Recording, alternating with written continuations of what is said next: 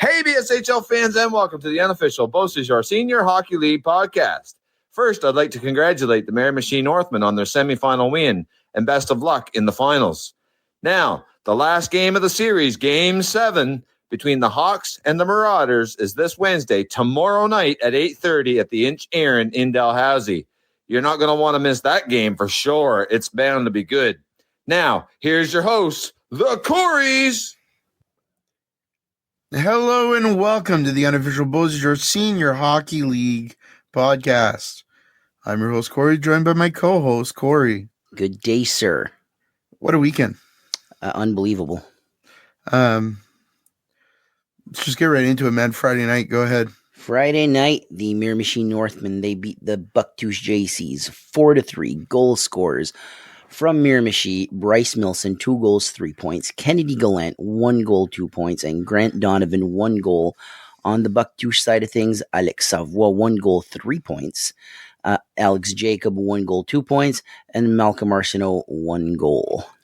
A great game. Very good. I expected Miramichi to win it going in. Yeah. They play well at home. They've got a great crowd. They had a fantastic crowd this night. Yeah. I don't know. It was, there was the pregame stick swinging good time. Yeah. That Cheryl caught on video. Yeah. I didn't fully catch, but I caught little bits and pieces of it. We were getting up and we were going to the other side of the building you're right. when it happened. So yeah, had it been a couple of minutes later, we'd have been real bummed about it. I nearly turned you around. Look. Just good game. Very physical. Mm-hmm. The heckling from Miramichi was up a notch, I would say. A smidge. They were definitely getting under Colette's skin. It just is what it is. Not condoning the language. I don't condone the language that they use, but heckling is funny. I'm gonna be honest with you. Funny, they weren't like Amherst level heckling. I'm just gonna say that's like another level for me. They're wild in Amherst, but it was Miramichi's pretty good, man. They get a couple Molsons in them, and they get a little chatty. Yeah, it's a fun time. Post game, same old. Got a couple interviews, lost an interview. It's just a normal day for us. I want to talk a little bit about what happened when we were walking out of the rink. Sure.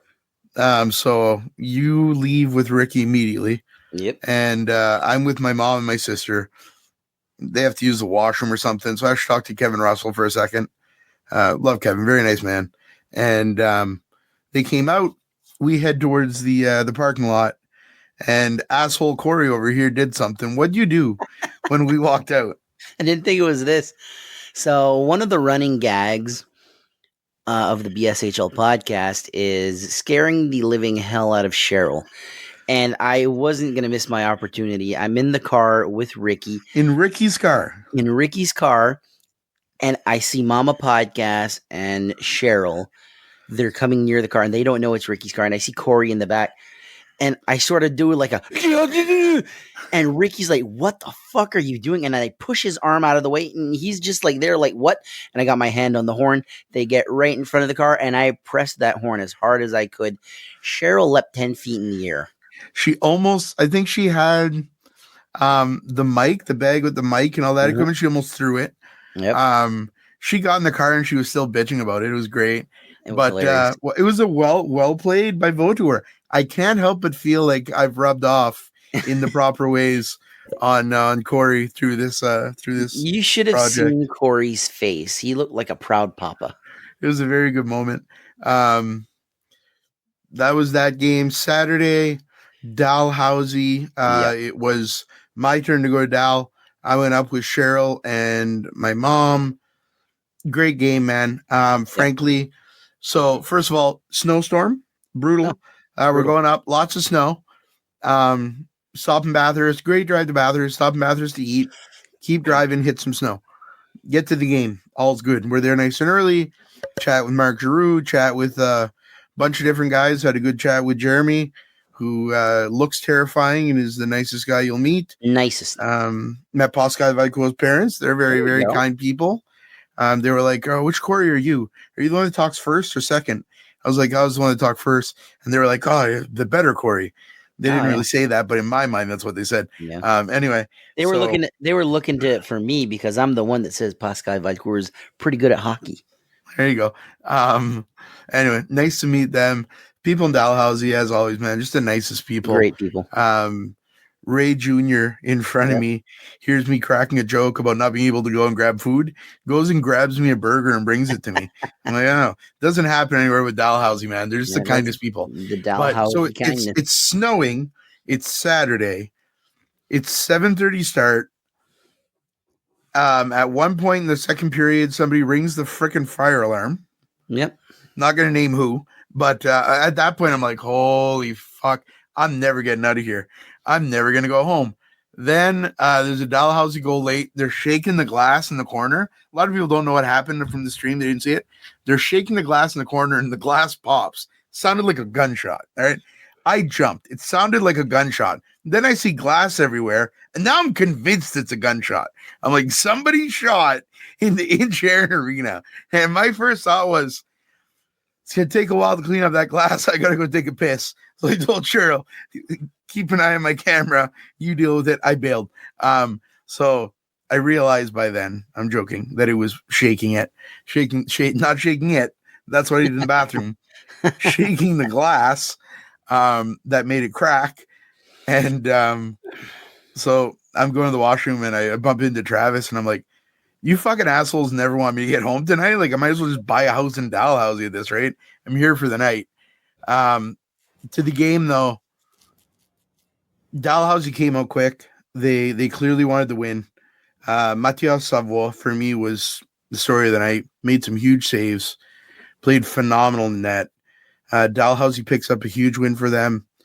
Joey Bernard continues being a pain in the ass. I mean, I'm just going to call it what it is. I love Joey. He's pain in the ass. If I'm a Hawks fan, he'd drive me insane. If I was a Hawks player, he'd drive me insane. As the podcast, he entertains the shit out of me. Same here.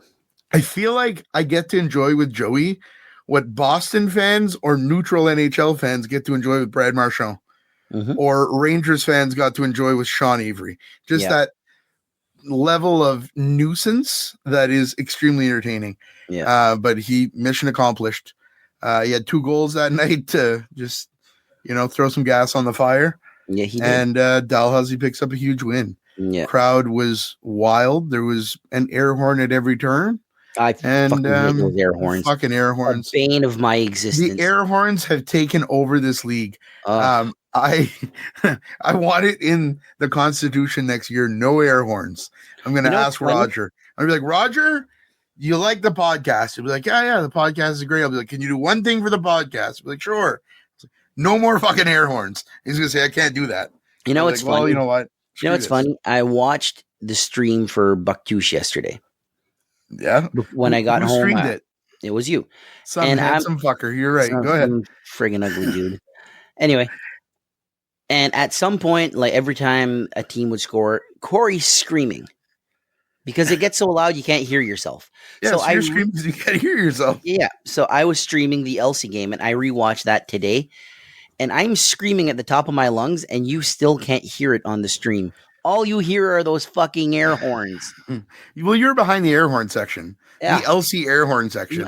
With the inside of my ears were vibrating and there were 2 paramedics next to me. And I muted them like, by the end of the game, you guys are going to have to check my ears. So Corey streams behind, like, there's the Guimos and some other guys that are down there. One of them has, like, that, I don't know, like 6 foot tall air horn. Yeah.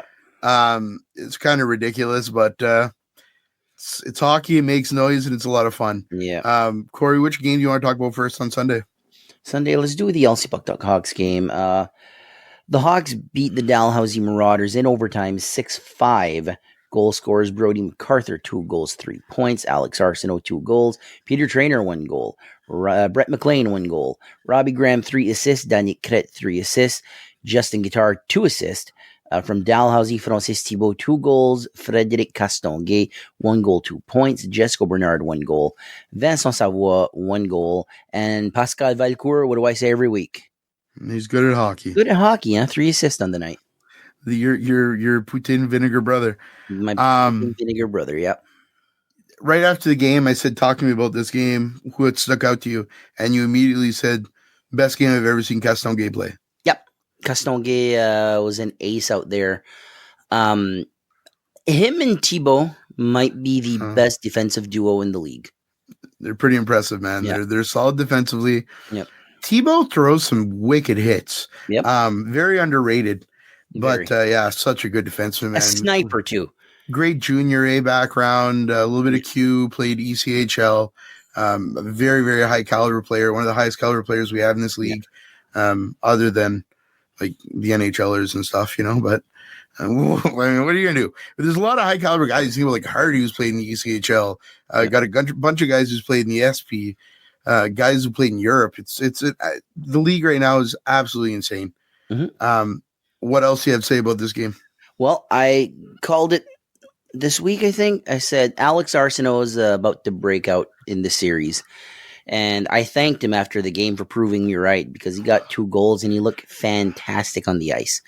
And when they won the game, he comes out with a beer in his hand and just looks like, like just total badass. And standing next to you. Standing next to me. Total no ass. Yeah, no ass and ass for face. There we go. Great game though. Overtime win. I watched bits and pieces of it today.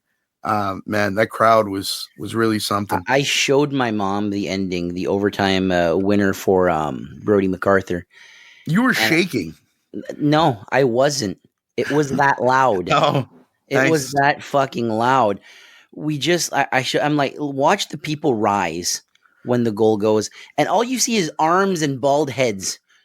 Acadie, yeah. Acadie, there you go. And then 10 seconds later, my dad gets up. I was like, what? Yeah. Okay. Yeah. Great game though, man. It was a fun one to watch. You said you felt it was the best game you've ever called. Yeah. I think that was. I don't know, man. I knew the players, and I was just on the ball that day. You're having fun. I was just having fun. We were next to the Summit Radio guys. We were calling the game at the same time, and he was like picking up stuff off me, and I was picking stuff off him. So I was like, 12 minutes left in the game. Then I'd hear 12 minutes left in the game. Except they're calling it in French and you're calling it in English. No, Wayne does it in English. Oh, they do it in English. I didn't know that. That's cool. Yeah. Yeah. Man, fantastic game. Great crowd. How was it 50-50 in LC? It was well over 1,000. I don't remember the exact number. It was so loud I couldn't hear. That's fair. We have one more game, and boy, what a game it was. That's why I wanted to save this one for the last one, because this is how movies are made. The Miramichi Northmen defeat the Bucktooth JCs on their home ice, the first team to do so this season. They win 5-2. Bryce Milson, 1 goal, 3 points. Avery Brennan, 1 goal. Will Irvine, 1 goal. Brendan Milson, 1 goal. Brett Young with the dagger in the heart, 1 goal, the empty netter. What a story that is right there. For Bucktooth, Jacques Cormier, 1 goal, and Alex Savoie, 1 goal.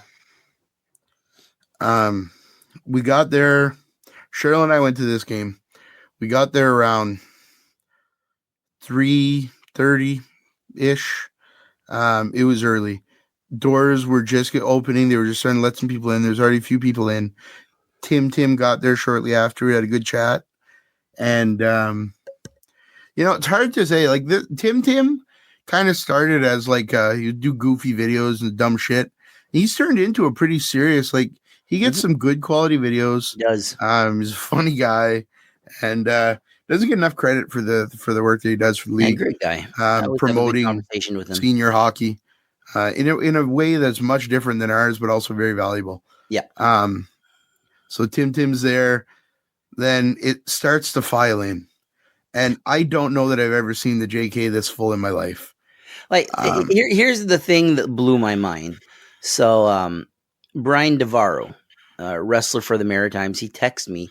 He's like, "Are you going to be here?" Because we had a conversation. He's a JC's fan. He's like, "Are you going to be here?" I'm like, at the end, I'm in the LC game right now. He's like, "Matt Connors is here." I'm like, "What?" He's like, "Yeah." So I'm like, Maritime Wrestling has invaded the BSHL. I love it. I like to think that we have a slight influence on that, just a slight one. I hope so. So DeVaro, by the way, was standing 4 rows deep behind the net with his back to the cement wall. There was that many people. Comes in, game starts, air horns, Northman flags. I was on the Northman side of the ice. Easily the most visiting fans I've ever seen. Maybe except for LC when they were playing Bucktouche in the playoffs, but close. They came down with a bus and a limo, and God, just Miramichi fans are incredible. And air horns and sirens, and I don't know, man, it was wild. Game starts, and a few minutes in, they put out, it was Brennan, Claire, I don't know who was on the other way. I want to say Dunfield maybe, or I'm not sure who it was. Anyway, Claire dumps it in, collects the puck, plays hard. Claire, who we haven't seen a ton this year. I think his first game this round. Dumps it in, picks up the puck, kind of chippy. Avery Brennan, who I've been saying all series, has been so underrated and playing just out of his mind, man. This guy's got all the heart in the world. Works his ass off out there. Picks up a rebound, scores a goal. It went absolutely bananas.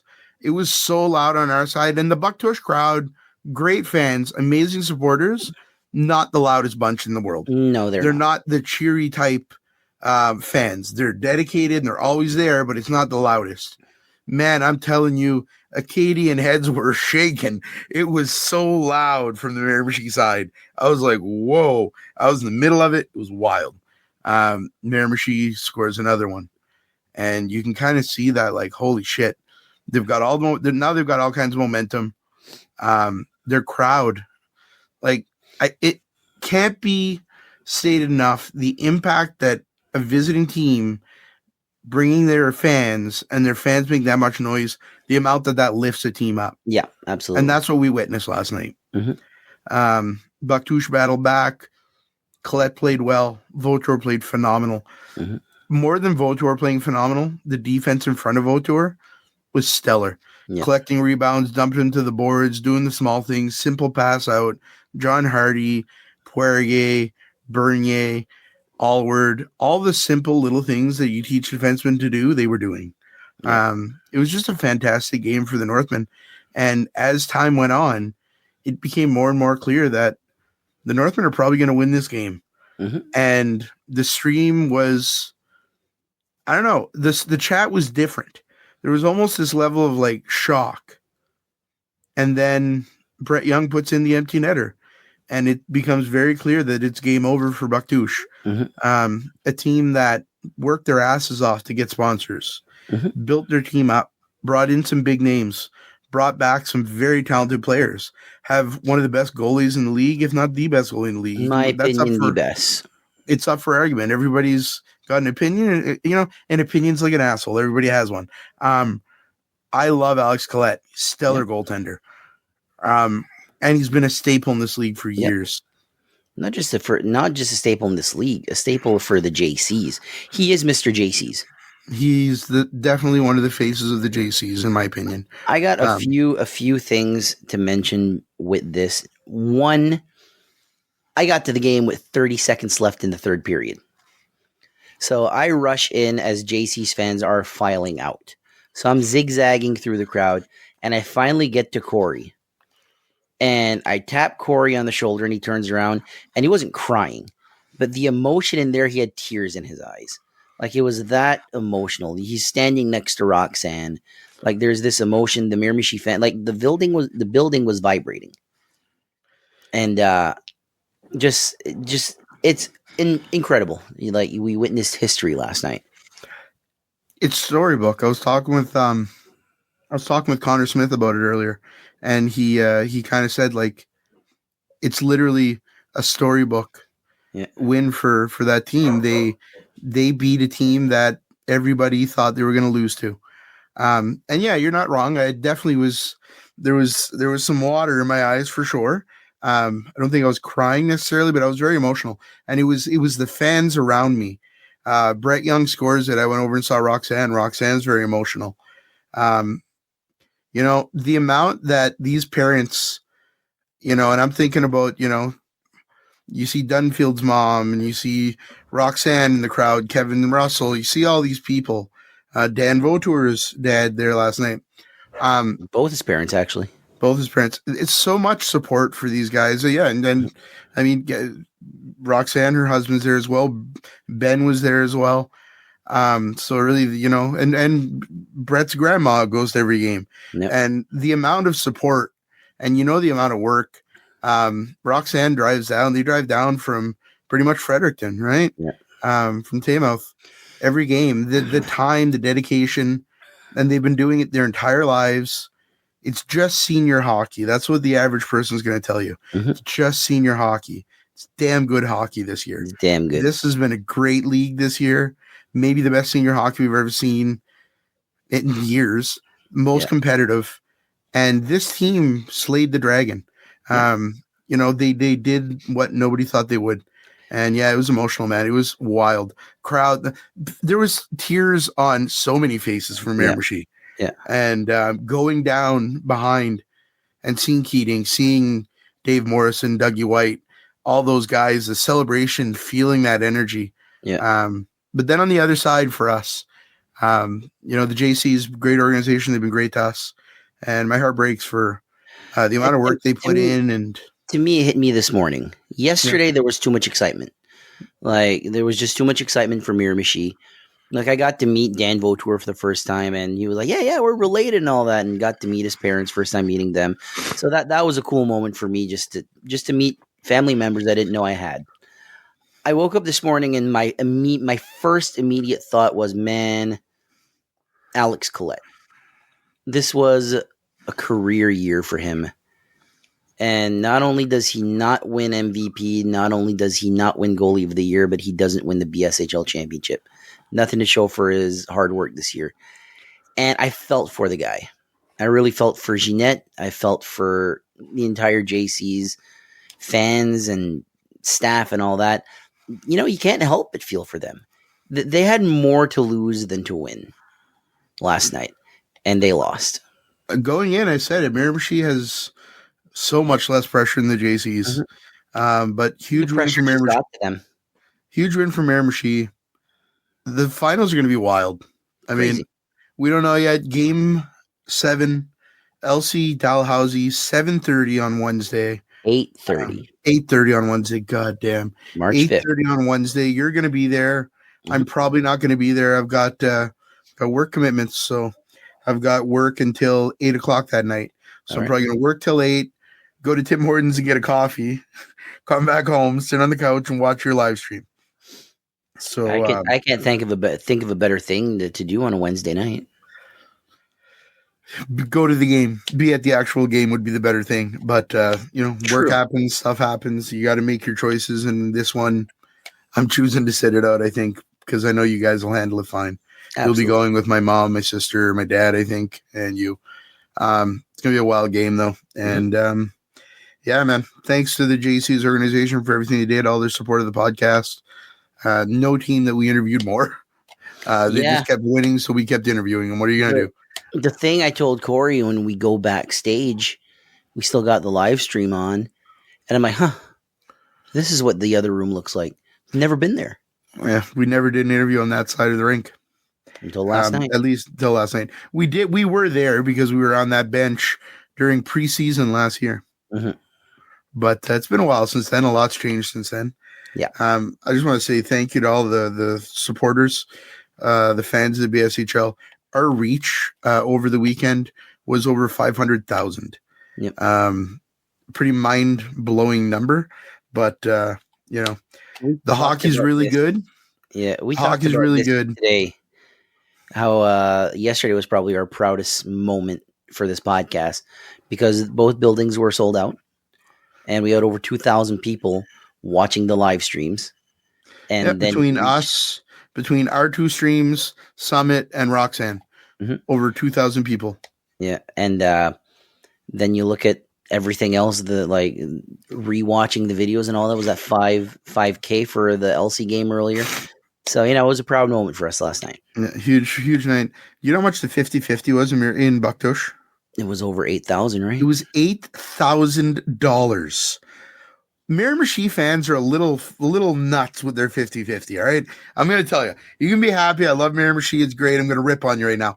Y'all are crazy.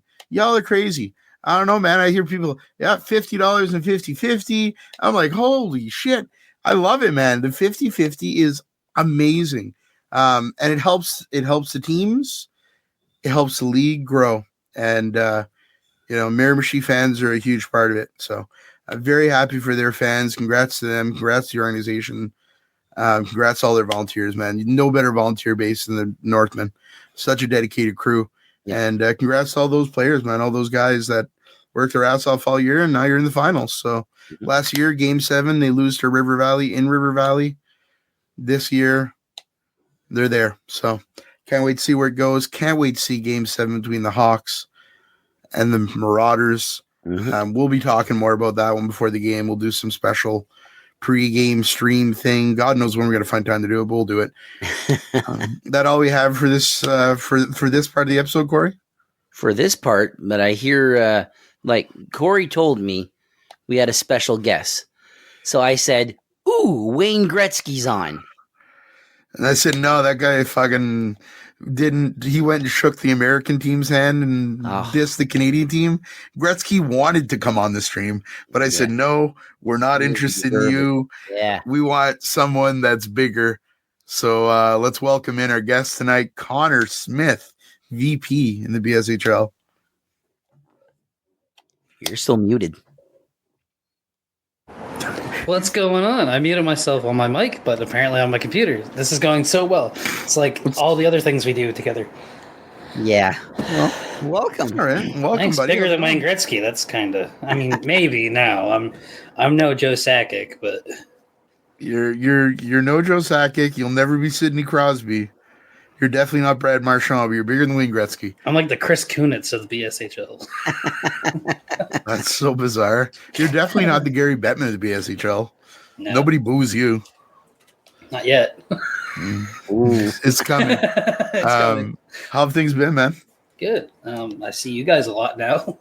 I don't know. There's a while there I wasn't really going to games because you got streamed so much. I don't know. I got sick I've been sick for like 2 months.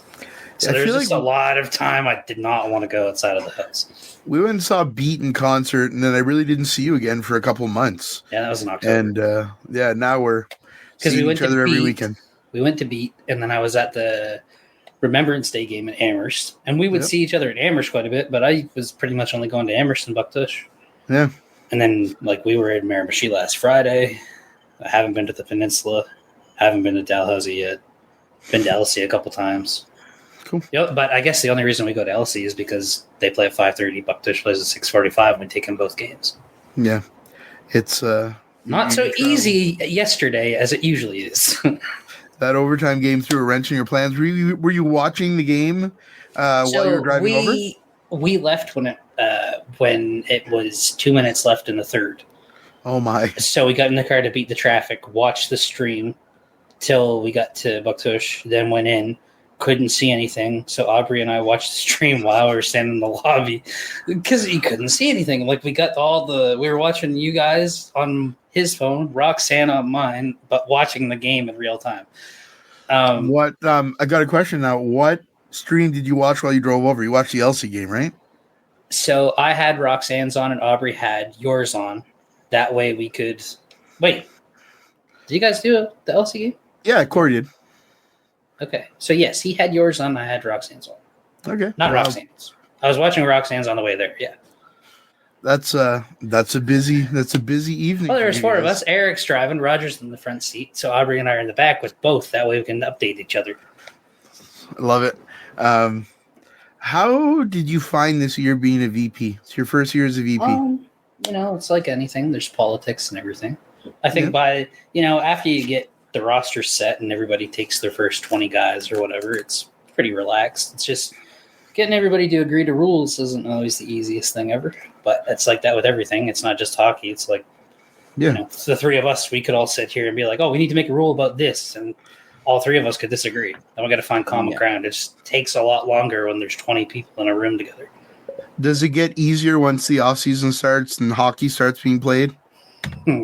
I think that it gets easier the deeper you get into the season, and then Okay. after the season's over, it gets just as difficult because then everybody's back to square one, right? Yeah, Yeah. 100%. How do we get better based on what happened last year? And like, I don't know. I don't think any team had a bad year. Like, you're going to have fans no matter what that are going to be negative or positive about anything. Like, you look at the Peninsula and people are like, okay, well, they were out of the playoffs early. Okay, sure. But remember, they also merged two teams, and one team was in second place but only last year, but only at the end. And the other team finished dead last.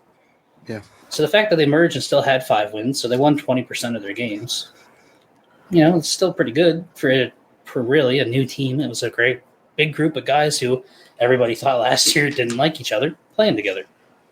So obviously it's going to have kinks. From an executive side, how do you guys find this season? I mean, in my eyes, as the podcast, it was an extremely successful year so far for us.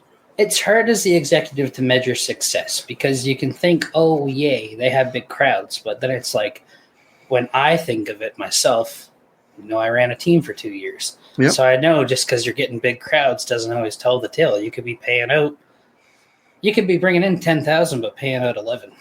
Yeah. So you're actually, it looks great, but you're actually 10 grand in the hole. It's hard to tell till you get to balance the books at the end of the year after all the games are over. Yeah. For some teams, like depending who they play in the playoffs, it could be more detrimental to play somebody in the playoffs than it is to just finish the regular season. Like you think if Amherst would have played Dalhousie, let's say, in the first round, it would have cost both teams an insane amount of money. Just especially if it would have went to 7 games. But I mean, like even the Ducks, they improved based on what they were when we were in Spring Hill last year. Miramichi's definitely got better, but they also came into it with the mindset of we're going to play as many local guys as possible and bring in who we need, and then we're gonna just keep going and going. And they started off hot. They had a little bit of a bounce back midway, and then here they are going into the finals. Yep. Is this as competitive as you've seen senior hockey or senior hockey league? I mean, it's tough because the first year when we came in Spring Hill, the league was really competitive. Oh my God. And it was competitive last year. It's just with the rule changes, it gets competitive, but there's always that space between the couple teams. So I always find between the first and last team, there's a space. But between 2 and 5, anybody could win a game every night, right? Like, but between 1 and 6, there's kind of a gap. But then you have the other teams that fill in the gaps of the standings. Yeah. Till like a month was left, everybody could have finished, you know, within the top 3. Yeah. Mathematically. And a lot of teams could have finished second place. Well, who would have thought that last weekend would have been a battle? That last game of the year was a battle for first place. 100%. Who would have predicted that at the start of the season? Especially with Bucktoosh rolling the way that they did all year. It says a lot about the resiliency from Dalhousie. And, they had a tough start, settled it down. Can't say enough about their coaches. And their GM sucks, but besides that, they're fine. Every team had positives and every team had a downfall. And it's all how you measure your downfall versus your success. So if you think, okay, well, we only won X amount of games all year. Well, you know, you made more money and you had better players. Like, you got to look at the pros and cons every year of here's where we ended, here's what we started with. What do we do for next year? What needs to happen for us to be a little bit better? Because nobody ever wants to be any worse. They always want to be better. Yeah. But not everybody can be better. Like, let's say the Peninsula, they had 5 wins. They could say we want 10. Well, in order for them to get 10 wins next year, other teams are going to have to lose more games than they won. Mm-hmm. Right? So everybody's doing the same thing. It's just not every team goes about it the same way. And it's interesting to watch. Like, from a league standpoint, it's interesting to see how different teams build their players, how they build their teams. Like, one team could be really good on defense. One team could be really good on forward. And then you got to watch them bring those guys in every year to try to make the team better. And I mean, there wasn't a lot of teams this year that got rid of guys during the year. No, a lot of teams stuck with that same core through the year. Right. Some teams brought some extra guys in. I think about like Brett McLean coming in, who ended up being a huge signing for the Hawks. Right. But for the most part, what we saw in October is what we saw throughout the year. Well, mind you, if the Southern League hadn't have collapsed, Yeah. those guys probably would never would have came, right? Yeah. So But that happened early enough too that it a could. lot of those guys played Right. such a huge chunk that they're super invested too. Well, and if the Southern League hadn't have even existed, those guys probably would have started the year where they played, right? 100%. 100%. One guy that I talked a lot about in the last couple of weeks that I really liked, who wasn't on my radar before, was Malcolm Arsenault. I said you and Bucktush Had a hell of a year. He's probably their best addition, all around. All around, and maybe one of the best additions to this league this year. 100%. Hopefully he sticks around. Some other big news coming out, not about this league, but about stuff that is, we're nerds that love hockey. Nova Scotia getting a senior hockey league next year. How great's that going to be for that province? Corey, I know you're really excited about that too. I've told you before, I want someone that's listening to this right now to follow in our footsteps and start the Nova Scotia Hockey League podcast so that we can have coverage of that league. I really do. I'm not joking. Well, and it's the more that the league gets stronger, other leagues are going to want to be like, oh, well, we want to be like this. Like we have leagues now saying, oh, we want to be like where the BSHL is at, right? Yeah. So let's say PEI, for example. You got a guy like Brody MacArthur who came in and won Rookie of the Year. Yeah. So now all those players from PEI are thinking, okay, well, a kid from PEI went over there and played and won Rookie of the Year. So how do we get to that level that we can go over there or have an equal amount of guys play in the league in PEI to make it stronger? Because if we have, let's say we have a strong league in Nova Scotia, one in New Brunswick, one in PEI, it's only going to make the leagues better. And then it opens potential for like a maritime championship or an Atlantic championship. Mm-hmm. It's never happened really before. You only ever had your provincials, right? Keep talking my language. I love that. That would be the dream, right? To see some interprovincial play. Even exhibition games, right? Yeah. Because, it was hard enough to get interleague play. Yep, 100%. Why wouldn't you see maybe an exhibition game between a team in PEI and a team in New Brunswick or Nova Scotia and New Brunswick? That would be very interesting. What else have you heard about this league? I know there's a team possibly in Truro. That's the only really team that's been announced. I don't know. I only have really seen stuff on like the junior A board. Same. That's what I read too. And then it's one of those things. Every year there's always, there's going to be another league. But until it comes out of like a press release, I try not to really put my mind on it, I guess. So until Hockey Nova Scotia comes out and says, we're going to have senior A hockey, then will they? I hope they do. Because it's like I said, it's only going to make everything stronger. Because we, other than Amherst, we don't really have, I don't even think we have any guys on another team from Nova Scotia. Well, I can't think of anything. I think most of the junior A or less guys, if they're not from New Brunswick, are from PEI. Yeah, a lot of PEI guys. And the majority of the guys for Nova Scotia, really, other than the Truro guys that got added to Amherst this year, and Spears and Welsh, they all played in the league for 2 years anyways. They're basically, the only reason they're Nova Scotian is because it's a Nova Scotia town that borders New Brunswick. So, what do you hear about the future of the BSHL? What do you think? I think we're as healthy as we've ever been as a league. I think we're healthy. Sorry, I got to take a drink there. We all hear the same rumors, We all hear rumors. You're not here to confirm anything, are you? I heard there's going to be a team playing out of Cap Lumière. They're actually going to put an ice surface on the beach in Cap Lumière, and they're going to be playing out of there. They're going to be the Cap Lumière Seagulls, they're going to be called, and their GM might actually be Corey Vautour. And it's funny because Travis is listening to this going, oh, goddamn, another team that close to us? And we're coming for the cup. Yeah, you guys are the Seagulls. You're actually not even going to win the cup. You're just going to come down, take it, and fly away. Yeah. We're just going to take the cup. It's the Hawks versus the Seagulls live on the beach. And the best part is they don't have home games during the winter because they can only play on the beach in the summertime, right? It's going to be artificial ice. That's how we roll. I think the future looks good. And it's like this every year. Everybody can say, oh, this sucked. This was great. But until you get everybody in a room and say, okay, where do we go from here? Nobody really knows. That's when the good stuff starts to come out because then teams start talking. And like the off season's the best for senior hockey, other than the playoffs. To me, it goes playoffs, off season, regular season. Regular season, you're just playing to play because everybody makes the playoffs anyway, right? You're just making sure your guys get their games in. The games are entertaining. You get some fans along the way. Make a little bit of money. The off season, you're getting people excited, and people typically, if you had an okay year, nobody really cares about last season once you start announcing who's coming back. Because anything can change. But then there's the playoffs, and there's nothing like playoff hockey. We're not done yet. Still got a little bit more left. Do you want to make Right. a prediction for Wednesday night's game? No. All right, No, fine. But I will say there's two things that become it's going to be very interesting. The first thing. Okay.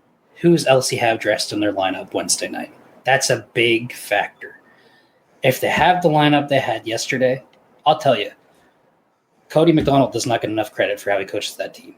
And I know he has assistant coaches, and they do a great job too. But when you watch them like yesterday when they're playing Dalhousie, anytime Andy Joseph was on the ice, he was out there to agitate somebody. And he took a penalty once, but the other time he took a penalty, somebody went with him. And they're getting to the point where they're getting under each other's skin, but it saves the player from Trey having to go to the box. That way, if they go on the PK or the power play, Trey's fresh and ready to go. And then you've got guys like Jeremy Hanna, great player, also does the same thing Andy does most of the time, but they also have Trainer. They also have Arsenal, Graham, Brown. Like, they have a stellar lineup that they can afford to do those things. And, I mean, they're at the point that people shouldn't forget 2 years ago, they won the division, but they won at the league championship when there was just no league championship. Yep. And then when you look at last year, I don't even really remember how the playoffs went last year. They lost to Doketown in seven in the semis, and they double would've- overtime. with 10 skaters by the end of the game. In the first round, double overtime. Yes, Arsenault went out for that cross check in the back. Mac Brown went out fighting with I know who, but I can't remember who. They had 10 guys left at the end. So when you look at the three teams that are left, right, those are the three teams with the most to prove. Because Dalhousie's saying, well, we want to be the first team to win 2 back-to-back. But then you got Miramichi that says, okay, well, we've come this far. We're not stopping for anything. They're going to come out flying no matter who they play. Any one of these teams is going to come out flying. But Elsie has the most to prove. Because they've got, in my opinion, and I can say this because it wasn't the VP 2 years ago, they got robbed because there was no league championship. So they became a divisional winner. Technically, I guess they won the BSHL and Trackety won the Acadian League because it wasn't technically dissolved yet. Last year, they could have won that game. It was a numbers game because they were nursing injuries and stuff happens. But this year, they're playing like they want to be there. And a lot of people don't think that Dalhousie can really lose at home. But, I mean, after last night's game in Bucktush, I think anything's possible. That might have broken the curse. I'm not willing to say who I'd pick. Got respect for both teams. Got friends on both teams. People that I care very much on both teams. It sucks that one of these teams has to lose. But it's a can't-miss game. It really sucks that any of those 4 had to lose. Yeah, to get to the finals. 100%. Like the other 2 teams, and let's not forget that just because we're saying there's only going to be 2 teams left, that doesn't discount how good of a season some of these teams had. Yep. Like the Peninsula proved that they can play as a unit because that was a big doubt at the start of the year. Are they going to make it through the year? And there's a lot of rumors of, is Trackety and Shipping going to be able to coexist? And I'm glad they did. They didn't go far in the playoffs, but they also didn't just bow down. They played hard. Implode. Same thing with Ducks. Welsh won MVP and goalie of the year. That guy kept them in every game they were in. And, they have a lot of talent. So I'm excited to see what happens with those 2 teams next year. I'm excited to see what happens with Bucktush next year. Excited to see what happens Wednesday, the finals, No matter who wins, it's going to be good for the league because it's like I said, there's so many different storylines. Yep. And when we were talking earlier, it's a storybook ending for whoever wins. Yep. Like Dalhousie going back to back, LCU getting their redemption, Miramichi proving that they're here to stay. And, this is kind of a little off topic, but being there last night in Bucktush and watching them win, had a good friend that first year in Spring Hill that I worked pretty hard with. And, I really hope that Ev Gray was watching that game last night because he did a lot for the Northmen that first year. And, it sucks that he can't be here to see it. There was a lot of emotion in the stands last night, and you could feel it. Yeah. And, man, no matter what happens, that team proved that, they're not the same Northmen they have been the last 2 years. They filled their roster with guys that a lot of people thought at the very beginning of the Northmen wasn't going to be the best team. And I mean 3 years ago. And they've proved year after year that they got better. I mean, they played us in that first round in Spring Hill that first year, and we beat them. They came back last year and redeemed themselves and beat us. Then they get beat out in the second round. Now they win the second round, and they're going to the finals. So every year, the Northmen get better. And I'll tell you, another coach that doesn't get enough credit. None of the coaches in the league get enough credit, but Dave Morrison's really proved that he's a senior hockey coach. Yeah. Same thing with Dalhousie. It's crazy to watch them because sometimes teams get so lost in the game, they don't say a word. They're so focused on what can we do next, even if they're down. Like they were down 3-0 yesterday and forced it 5-5 overtime. Credit to Phil Nazaire. Yeah, exactly. And the assistant coach's name, who I can never remember. Mario Cormier. There we go. Yeah, Mario. It's just something about the Dalhousie team. Even the guys that are losing composure on the ice, it's kind of a composed loss of composure, Right. if that makes sense. You think about Joey Bernard, he knows what he's doing. He's not losing composure. He's purposely doing what he's doing. A very interesting series. It's been one of the best series that I've seen in this league, man. It's just been wild. And we get one more game. And speaking on Joey, yesterday I found it funny because he threw a couple of hits where I think he got the worst end of the hit, but he was ready to throw one, and he got hit in front of the bench. And I looked at Aubrey and I said, just watching Joey, the only thing that went through his head when he got hit and went down like that was fuck. He went down, he got up, and he just skated to the bench like, oh, God. But didn't make it look like it took anything out of him. He was back on the ice after that shift. But a lot of guys are playing hurt right now, too. It's just wild. And it shows the one thing you said about the success of the league this year. One thing that goes just the success based off this. Nobody's talking about the fight rule anymore. All year last year, it was, what's the fight rule? What's the fight rule? Blah, blah, blah. Fights. I don't even know if anybody reached 3 fights during the season. And if they did, it wasn't very many. I don't think so. Sully. Yeah. Sully and Davis, maybe. Sully did for sure. Just I can think of his fights. But other than that, not very many guys. I think Bobby might. This is a Ricky Bass-Rash question. Ricky Bass-Rash in the comments of this YouTube video, I need you to throw who had how many fights because he has a spreadsheet and he knows. So, and even with that said, like you look at the game Friday night in Miramichi. Yeah, stuff happened in the warm up, but the teams were also still respectful about the game enough that Scott and Sullivan didn't get on the ice at the same time until the start of that third period, and it was like, all right, you're gonna go now. Let's get this out of the way and let's finish the game. Yeah. But we're talking about success. One thing I noticed, and many people didn't pick up on this, and there's different things every game, but I noticed especially in Miramichi, Colette got a little hot, took a 2-minute unsportsmanlike call. Yep. They're down by 1 goal. The coaching staff had enough faith in Zach LeBlanc to put him in the game for that final 2 minutes. Like, there's a guy that when he played, I think he still has another year of junior eligibility, or this was his last year of junior eligibility, but he chose to play senior. If I remember correctly, he played a game and got a shutout this year. Mm-hmm. He played that game in Amherst and held his own in a game that was like very emotional, all over the place. He held his own. And then for him to be in game 6, and if they win, they go on. But the fact that they had enough faith to put a 20-year-old in the net to replace Colette after he took that penalty just says a lot about how far it's come. Because at the start of the year, people even thought, oh, or what are they going to have for a backup goalie? Because Collette's not going to want to not play. And, they worked through it through the year, and it's just that's a sentiment of how good that team's gotten, despite who's on the team, that their backup goalie had enough faith in him that 2 minutes left in the game, he was in. Well said.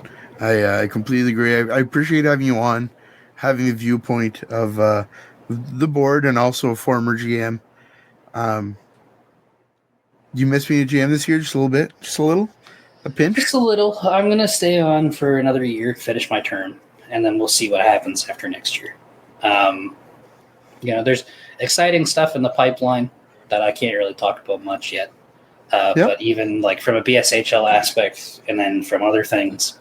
But, when the time comes, this will be the place that it's all announced. So I've got some stuff coming, just, for anybody listening. That's like, is this some announcements about you starting to be at some different markets around and having a little side hustle?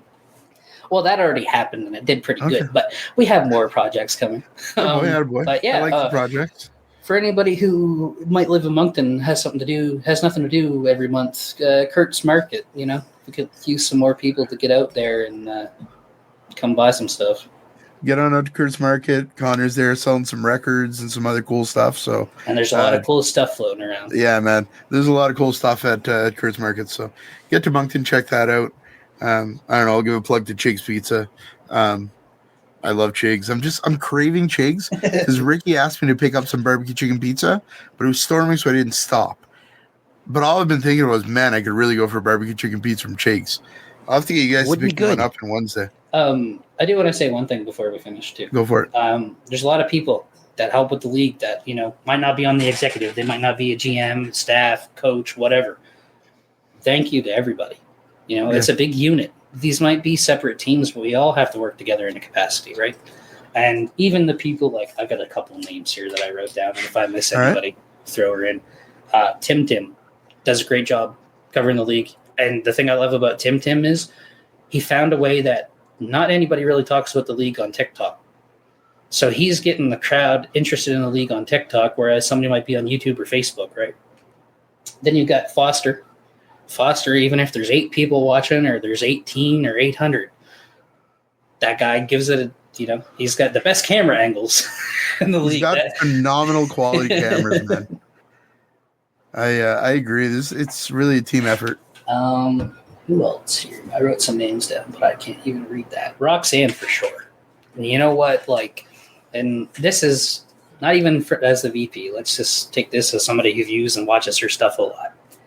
If you don't like it, pay the $10 or $12 to support your local team and go to a game if you don't want to be bothered to watch the stream.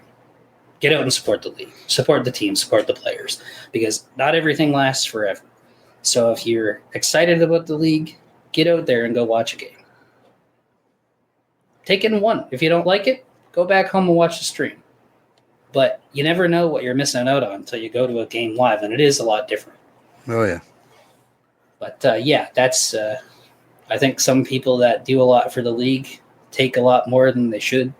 And I think that it's getting to a point now where, people have had to say some things to get people to not say stuff. And it shouldn't be like that. These are people that take their time to volunteer. And if it wasn't for them, the league could look a lot different. Yep. 100% I agree with you. I think... and to you guys, I guess you're not so bad. Podcast is all right. Not bad. I appreciate it. It's okay. Do you have a favorite Roxanneism? Favorite Roxanneism of the year? Yes.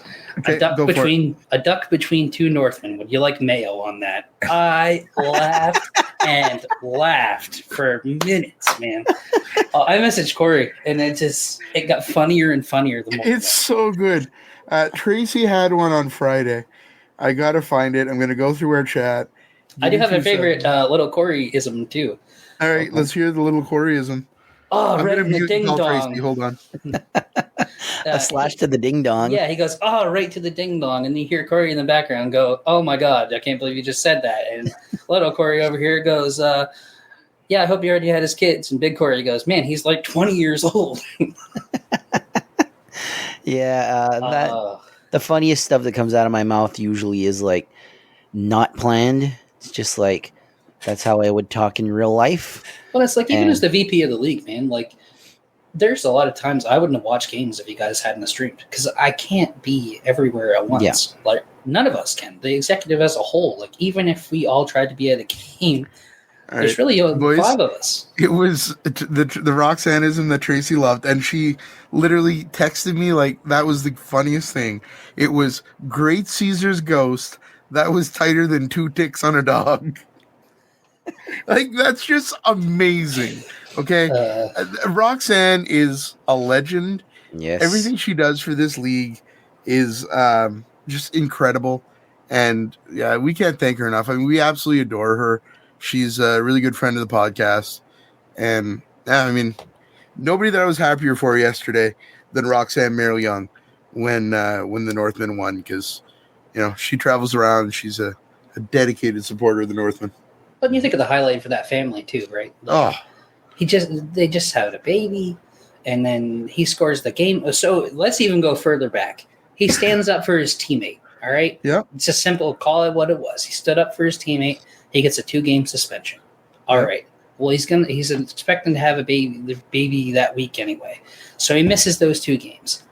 That baby comes. They're still in the playoffs, and he scores the empty netter last night. Like that's just the storylines, man. It's just sometimes hockey's just like wrestling. Yeah. It's just 100%. we don't pre-write the stories; they're written themselves. Speaking of hockey, speaking of wrestling, I guess I thought of you and Mary Michie. I know you were there, but I couldn't find you. But they played the Ultimate Warriors theme song. I said, I heard it. Little Corey's down there just dancing." So I look at Corey when they played it, and I go, "They knew I was here." He was so happy about it. Either that, or they heard my interview with Josh Russell, because I called him the Ultimate Warrior. Someday I'm gonna get you to drop a puck at something, and I'm gonna play the Ultimate Warrior song when you come out to drop it. Cool. Sounds Corey, good. Writing that on the bucket list. So at the place where you're selling your stuff, if you ever see wrestling belts, take pictures and you send them to me, and maybe you'll see my face show up. Oh boy, I wouldn't. Never mind. That's a terrible idea. He'd show up. That's the best Connorism right there. He'd show up. Yeah. All right, Connor. Thanks for coming on, brother. I appreciate No you. problem, Man. guys. Thanks for having me. We'll be back next week. I don't even know if I'm going to throw the interviews on at the end of this game. I might throw them on Thursday instead. This is a great episode, and we'll end it here. Thanks, Connor, for coming on. Corey, thanks for being here. Thank you for having me. Thanks, everybody, for all your support. Thanks for supporting the league. Congratulations to the Northmen.